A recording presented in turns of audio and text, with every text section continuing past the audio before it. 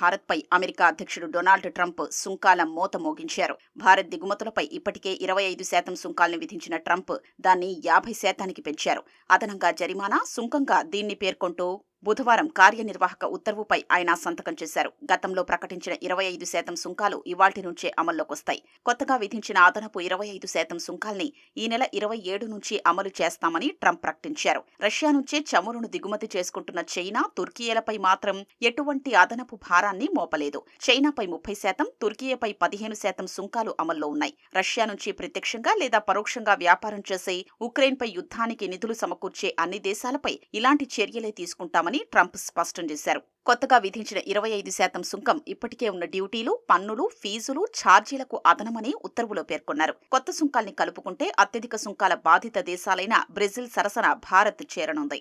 ఈ సుంకాల వల్ల భారత్ చేసే $86 బిలియన్ ఎగుమతులపై ప్రభావం పడనుంది.